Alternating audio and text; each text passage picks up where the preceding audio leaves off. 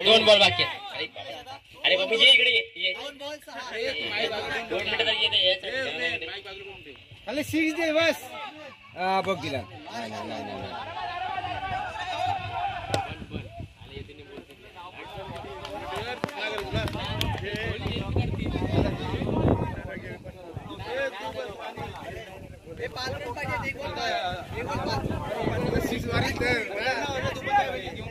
आता एक बॉल 5 रनाची आवश्यकता आहे श्रीलंका टीमला.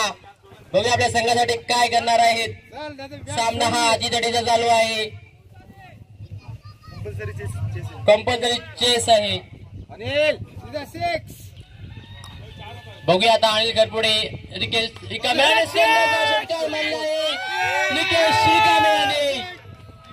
आणि संघ विजय झालेला आहे.